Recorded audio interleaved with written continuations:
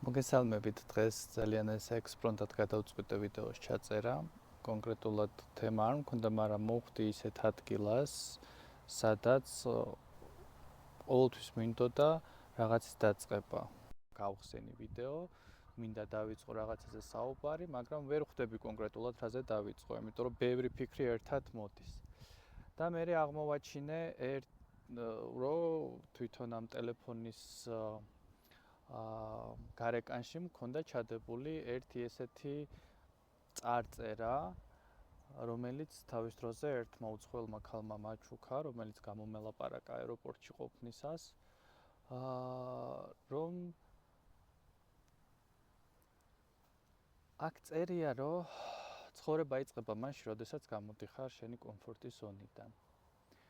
ძალიან ცნობილი ფრაზა არის ეს და ძალიან მამოტივირებელი, შეიძლება შთამაგონებელიც კი სხვებისთვის, ანუ ფართო საზოგადოებისთვის.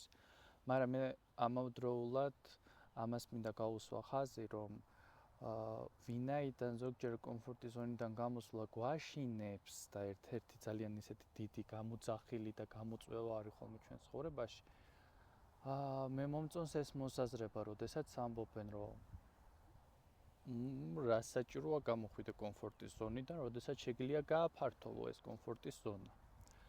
ამიტომ ვისაც გადაწყვეტილების მიღება გიჭირთ, ან რაღაც გადაწყვეტილების დაწყება გინდათ, ან რაღაც საქმის, ან ესე ვთქვათ, დაწყება გააფერხებთ, იმიტომ რომ თითქოს ეს თქვენი კომფორტის ზონიდან გამოსვლას ნიშნავს, მე გთავაზობთ ამას, რომ ამ მოსაზრებას შეხედოთ კომფორტის ზონიდან გამოსვლას, შეხედოთ ზუსტად მისი მეგობარი ფრაზით, რომ გავაფართოვოთ კონკრეტულად კომფორტის ზონა.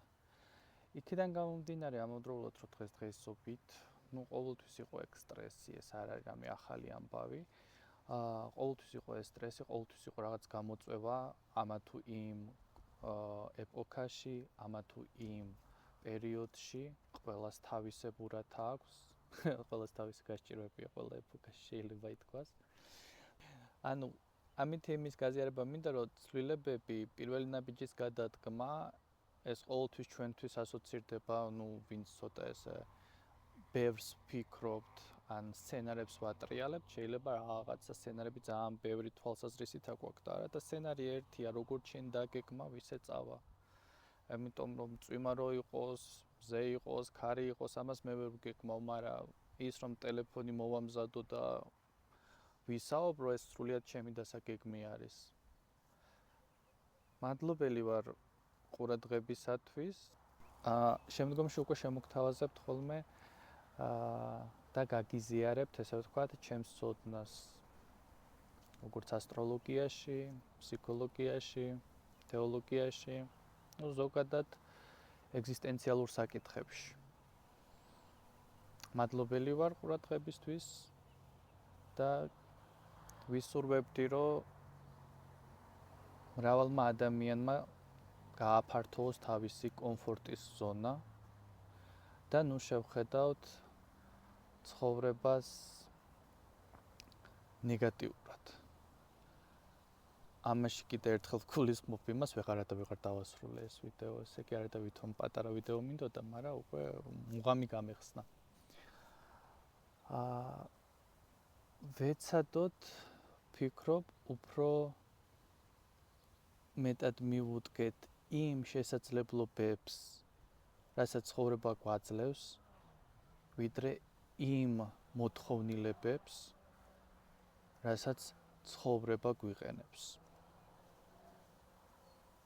თუ ამათ შორის განსხვავებას დავიჭერთ, მივხვდებით, რომ ნეგატიურზე ვორიენტირდებით თუ პოზიტიურზე, საბოლოო ჯამში ეს ჩვენი გადაწყვეტილებაა. და მადლობა ღმერთს, შემოქმედს, რომ ადამიანები და ზოგადად მსოფლიოში დღეს თავისუფალი ნება ადამიანის ერთ-ერთ მთავარ ღირებულებად ითვლება. ამიტომ გისურვებთ თქვენს და ჩემს თავსაც ამ თავისუფალი ნების ღირსეულად გამოყენება სამ ცხოვრებაში. მადლობა დიდი.